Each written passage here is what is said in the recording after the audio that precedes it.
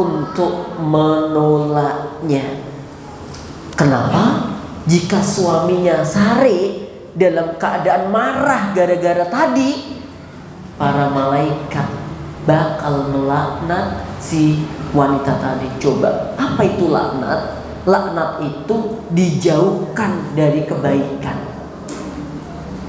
Ya. Ini penting jamaah. Kenapa dijelaskan di sini? Idza da'a ar-rajulu zawjatahu ila firashihi lil jima' falam tastajib lahu min ghairi udrin biha. Tentu di sini ada keterangan kalau tidak ada uzur. Ini udur-uduran Ustaz. Udur-uduran itu bukan uzur. Bahkan dengan cara ini jamaah bisa sebagai penghapus udur-uduran di dalam rumah tangga. Ya. Mohon maaf, seorang suami ya mencerai istrinya gara-gara jajan cilok terus. Mosok gara-gara cilok ini. Ya, mungkin ya jatah SPP ini anaknya dintek kayak gitu cilok kan mbok iki. Dia memang udah kebacut tresno karo cilok. Sampai ke ekonomi rumah tangga goyah gara-gara cilok. Bukan cinta lokasi, pentol-pentol. Akhirnya dia menceraikan, yes, cerai, ya, udah cerai, terus gitu kan? Ini kan berarti talak berapa? 1 ya, talak 1 ini masa idahnya ya 3 kali suci, ya kalau pas dia hamil berarti sampai melahirkan kan gitu. Nah, kalau masih talak ini, talak 1 ini, dia cara damainya, cara rujuknya di antaranya dengan pertemuan suami istri itu. Ya. Dia misalkan walaupun dipaksa gitu, dipaksa tetap wajib ya seorang istri mau rujuk dengan suaminya karena masih talak berapa? 1. Dia wajib untuk ini. Dan dengan pertemuan tadi itu sudah sebagai rujuknya. Ya. Jamaah berbahagia, kecuali ada uzur. Sampaikan uzurnya apa kepada suami. Ya. Sampaikan. Kemudian di sini tadi suami marah, akhirnya para malaikat melaknat wanita itu sampai pagi. Ya. Dan ini sangat tidak diinginkan oleh siapapun mendapatkan laknat dari malaikat. Jamaah yang berbahagia, insyaallah dimuliakan oleh Allah Ta'ala. Kalau sampai suami kemudian dalam urusan ini tidak bisa, pastikan ada madorot yang terjadi pada dirinya. Ya, ada madorot dan itu bahaya sekali. Ya, bahaya. Nah, kita lanjutkan jamaah yang berikutnya. Bab tidak boleh seorang istri puasa sunnah ketika suaminya di rumah. Wa an Abi Hurairah radhiyallahu ta'ala anhu, dan dari Abu Hurairah semoga Allah meridhoinya, anna Rasulullah sallallahu alaihi wasallam, bersabda Nabi Muhammad sallallahu alaihi wasallam, la yahillu limra'atin, tidak halal bagi seorang istri, antasuma, dia berpuasa, wa zaujuha syahidun, sedangkan suaminya hadir, ada, illa biiznihi, kecuali mendapatkan izin dari suaminya. Nah, dan kemudian juga dijelaskan di sini jemaah, seorang wanita dia pengen puasa, ya, Senin, Kamis, Ayyamul Bid, ya, puasa sunnah. Padahal selama ini suami nggak ada di rumah, ya, pas suami pulang, istri puasa, sedangkan itu adalah puasa sunnah. Maka nggak boleh, dia harus batalkan puasanya kalau suami menghendaki, atau dia kalau bisa bilang dulu, Mas, besok hari Kamis saya puasa boleh? No. Loh, kenapa Mas? Aku membutuhkanmu, I need you, gitu. Maka nggak boleh puasa. Yes, aku nggak puasa mas. Oh, ternyata senang juga dia. Ternyata itu hanya pura-pura izin nih ternyata. Ya, suatu ketika istrinya bilang, mas, besok kan hari Kamis, pahala besar loh bagi orang berpuasa. Izinkan aku puasa ya mas ya. Oke, kamu puasa deh. Hah? Gitu. Padahal dia mau jalan-jalan mau kemana. Jadi jangan sampai puasa di rumah. Ya, kalau suami lagi ada dan itu puasa sunnah. Bagaimana dengan puasa wajib? Kalau Ramadan misalkan, tentu nggak ada izin dari suami dan nggak perlu izin, bahkan diajak batal saja nggak boleh. Ya, ini kalau puasa apa? Wajib. Nah kalau nyarutang Ustaz, ibu-ibu, ini Ramadan kira-kira datang bulan Maret loh. Utang ibu-ibu udah beres belum? Aku tinggal di 18 Ustaz. 18. Ya Allah. Ya. Oke. Kalau puasa nyarutang wajib bagaimana? Kalau di luar Ramadan itu walaupun wajib, statusnya dia juga tetap harus izin suami. Ya, karena suami nggak ngerti kan, dikiranya ini nggak puasa. Ternyata dia puasa walaupun itu nyarutang wajib, tetap harus izin dulu. Ya. Lah bagaimana kalau sudah mepet waktunya? Sya'ban kayak begitu, padahal bentar lagi Ramadan. Saya rasa suami ibu bukan suami yang jahat deh. Dia bakal ngerti kalau urusannya nyarutang puasa pasti akan dibolehkan insyaallah. Gitu. Ya, jadi yang jelas itu di komunikasinya. Ya, ada juga ternyata seorang suami yang dia seneng banget kalau istrinya puasa Senin Kamis. Ya, dia bahagia, alhamdulillah istriku dia puasa. Lumayan ngirit lah ya, biasanya ngemil terus. Ya, ngantek apa itu jenenge? Snack-snack ini tukune ngomahi bal-balan gitu jamaah. Sak bual wae apa makaroni, sak bual meneh, keripik. Alhamdulillah Ustaz, dengan adanya puasa Senin Kamis ini ngirit cukup banyak Ustaz itu. Diet. Oke, bisa dipahami ya. Jadi ibu-ibu kalau puasa Senin Kamis atau yang sunnah nggak boleh melakukan kecuali seizin suami. Lakukan dengan baik. Oke. Kemudian yang berikutnya di hadis ini, kewajiban seorang istri menjaga rumah tangganya. Kullukum ra'in, setiap kalian adalah pemimpin. Wa kullukum mas'ulun an ra'iyatihi, dan setiap pemimpin akan dimintai pertanggungjawabannya. Wal amiru ra'in, seorang pemimpin adalah ra'in, dia juga harus mengawasi. War rajulu ra'in, seorang laki-laki dia juga pemimpin. Ala ahli baitihi, terhadap keluarganya. Perhatikan nih. Wal mar'atu, dan seorang istri ra'iyatun, dia juga sebagai pemimpin ala baiti zaujiha. Ya, pemimpin di sini tentu apa? Bertanggung jawab. Ala baiti zaujiha, terhadap rumah suaminya. Wa waladihi, dan terhadap anaknya. Jadi kalau kita lihat di sini, tata rumah tangga itu, ruang-ruangan, kebersihan, jenengan harus jaga. Oh, bagaimana supaya yang rumah sini harum, supaya bagaimana yang ruang ini lebih lebar, lebih luas, diatur bagaimana. Oh, ini seorang wanita bisa mengkondisikan jemaah, dibuat serapi mungkin ya. Yang perlu dikeluarkan, yang enggak disimpan. Ada kadang-kadang ibu-ibu itu apa ya? Sekarang itu kan kalau ada orang menikah ngirim nasi, ada ya apa jamaah? Kardus misalkan, yuk ditumpuk, disimpan. Somben nggo ngadu wong. Oke, nggak apa-apa. Enek kunjungan meneh, toples, plastik, cuci. Bu rati gua, eman-eman, simpen meneh. Enek wong ngirim parcel buah. Ya kok enek kerandane kae. Apa? Kok keranda sih? keranjang, simpen meneh. Oh, woi, buka kado lho pelan-pelan banget. Engko kayak kado kertas kado ini iso dienggo meneh. Ya bagus sih, bagus. Bagus.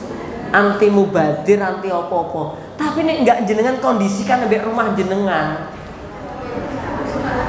Kebak. Iya, bisa jenengan memang mengubah dari limbah itu menjadi sesuatu yang berkah. Boleh, silakan, tapi dikondisikan tempatnya di mana, rapinya di mana. Nah, kadang-kadang kita ini mau ngumpul ketok, mbok menawa sok ben kanggo, mbok menawa sok ben kanggo. Mbok menawonya itu loh. Jadi nggak ada tindakan jelas, program jelasnya nggak ada. Pokoknya setiap apa disimpen. Black kongguan sejak tahun 2003 wiji jamaah.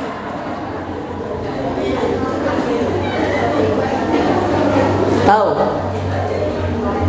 Kongguan wiji ngantek derek-derek warna abang kayak. Ya Allah, sing omah wis koyo jenengan yang harus ngatur. Kan tetap aja berkah nih, misalkan nih jenengan sortir lagi nih. Oh, ini yang nggak pakai dikumpulkan, kasihkan pemulung atau kasihkan temen yang ngurusi rosok, yang jelantah lengo, wis dikumpulke, ada yang mau gitu. Ora kok jenengan mbok menawa sok mben dienggo neh, mbok menawa wajan papat bolong kabeh disimpen. Disortir. Sing unik apa jamaah? Dia lagi keluar sama suaminya, sendal anaknya siji ceblok. Sing siji kan hilang tuh. Digawa mulai neh nganti suwe mbok menawa sok ben temu meneh. Oke, husnudon bagus bener. Ya maaf. Saya apresiasi, saya support. Kalau memang jenengan punya ide mau dimanfaatkan apa gitu monggo aja sih. Tapi kalau enggak, ya menurut saya tetap bermanfaat, kita kumpulkan, kita kasihkan orang, bermanfaat. Ya black mau kumpul ke Pak, ini ada black ini kersa mboten. Oh, saya mau ini. Atau memang jenengan punya cita-cita pengen ngepul sampah, ya nggak apa-apa juga. Jadi juragan sekalian gitu loh. Tapi ya proporsional dan kemudian profesional gitu. Ayo menerima sampah jelas. Gitu. Ora kok ning kamar botol aqua. Iya, ruang tamu. Apa mau? Black. Kuwabe. Eman, kadang-kadang kita itu perasaan eman. Ada tas ngono lerekane rusak, didandani ya ora. Dinggo ya ora, diguak ya ora. Mbok menawa sok mben kanggo. Jawabannya mau itu tok. Akhirnya kita di rumah bakal banyak barang-barang yang secara manfaat nggak jelas. Ini penting bagi ibu-ibu. Bu yo diadakan training bagaimana mensortir barang-barang yang nggak penting gitu loh. Termasuk pakaian jenengan, jilbab jenengan. Kemarin tuh ada loh yang WA saya, Ustaz, saya tuh pengen pakai cadar tapi belum mampu. Loh, bismillah gitu, bukan masalah bismillahnya Ustaz, nggak ada untuk bercadarnya. Ya Allah. Ya ternyata ada kesulitan di situ. Ya, misalkan berjilbab, saya pengen berjilbab tapi nggak punya jilbab Ustaz. Tuh loh, apalagi ini nanti ada galangan dana untuk Cianjur ya, mana-mana. Jika ada yang pantas masih bagus, syukur baru misalkan. Ya, misalkan ada penggalangan itu, lakukan. Londrekan sik, beneke diapike sik kuwabe, ada yang plastik wangi. Pingko kadang-kadang yo diapiki. Astagfirullah.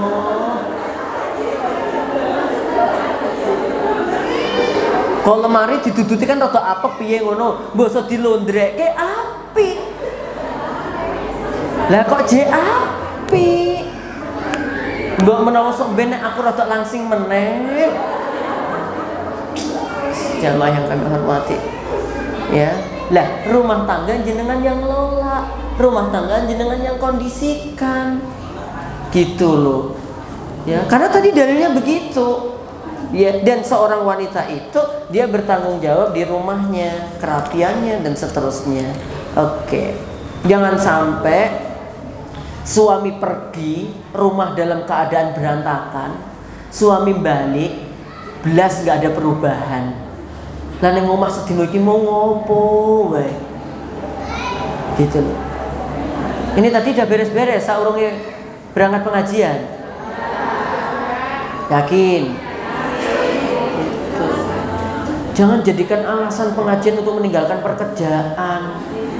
Mas tolong mas jadikan sapu ya. Neng di tadi jam 9 pengajian mau Ustaz nulis. Sak telat nanti. Jenengan yang ngatur waktu. Ya, istrinya dikurangi dikit, malam wis beres-beres. Mak koyahne wis nyapu. Besok jam 9 I am go to Moscow to. Saya gitu. Jadi harus dikondisikan. Saya gitu kalau mau pergi, mau acara misalkan, saya harus mengondisikan rumah dulu. Oh, yang pertama dikondisikan adalah hatinya. Nyampaikannya dalam waktu yang baik sambil makan, gitu. Anak-anak doakan ya, bisa Abi mau safari dakwah di Kudus, gitu. Walaupun nanti mak teratap pergi lagi, gitu kan. Tapi kan udah disiapkan, terus keluarkan dari belakang apa gitu. Ini gue belanja, ini gue anak-anak, kan diamanillah. Kan enak, caranya tuh gitu. Lihat coba nih, Dek, saya ada amanah dari Allah Subhanahu Wa Taala, dan ini amanah dakwah, dan semua wanita solehah harus mendukungnya. Yang nggak mendukung, kesolehannya diragukan. Dalam kepergian saya nanti, ini ada beberapa yang harus dilakukan. Tolong kompor diresiki, ya. Tolong ini dipreteli, ini tolong di ini. Ya Allah, wes Arab lungo ninggali apa?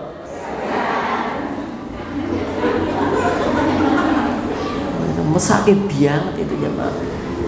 Oke, kembali lagi, wahai para wanita solihah, ya. Jadi perlu yang dilakukan adalah tadi. Oke, dikit lagi jamaah udah dijemput. Kita sampai satu hadis lagi jamaah, insyaallah dimuliakan oleh Allah Subhanahu Wa Taala. Perhatikan nih.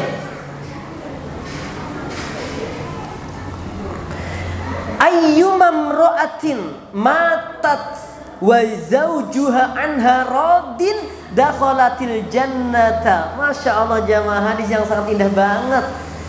Siapakah wanita itu? Wanita mana saja matat apabila dia meninggal dunia, wa zawjuha anha radin, dan suami kepadanya ridho, dakhalatil jannah, dia masuk surga. Ya Allah jamaah, nggak sulit-sulit untuk masuk surga bagi seorang wanita. Dia meninggal dunia, suaminya,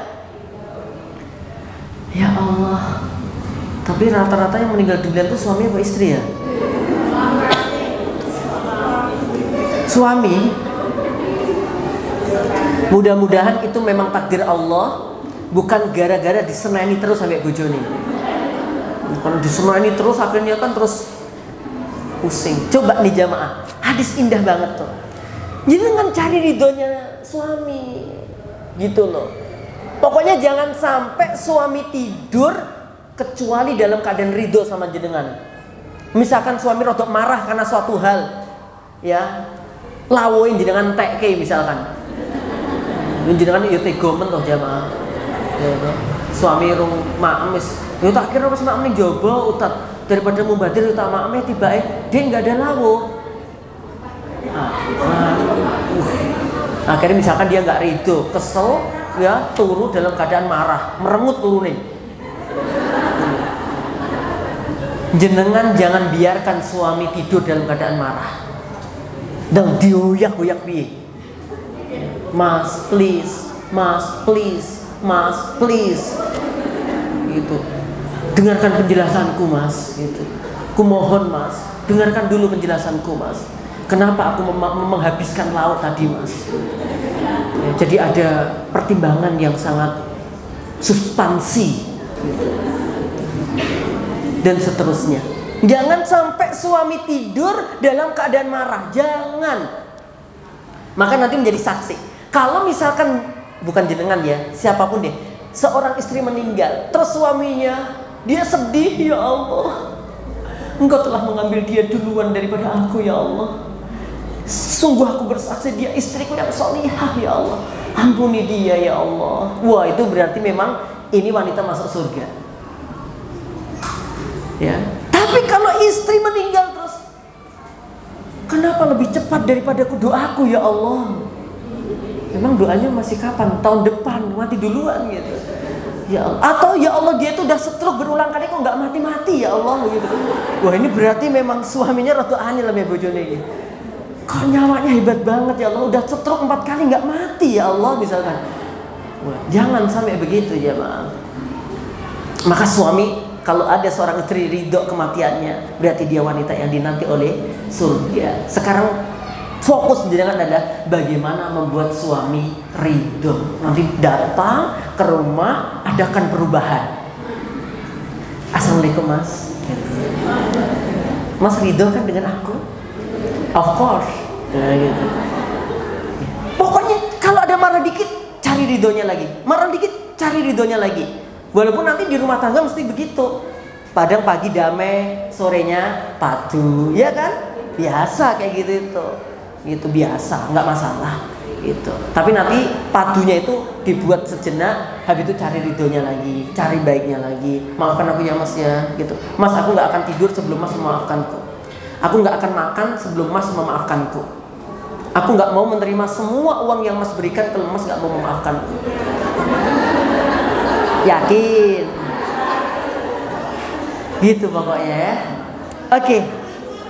Ini jamaah yang dapat saya sampaikan di kesempatan hari ini. Semoga Allah berikan kebaikan untuk kita semuanya. Cari ridhonya suami ya. Ya. Melalui mencari ridhonya Allah melalui ridho suami. Mohon maaf karena saya nggak bisa lama hari ini, izin dulu. Yang penting udah pertemuan, saya serahkan kepada MC. Kurang lebih 1 jam lah ya. Alhamdulillah aman. Semoga berkah dan keluarga kita semuanya dijadikan sakinah, mawaddah, warahmah. Allahumma amin.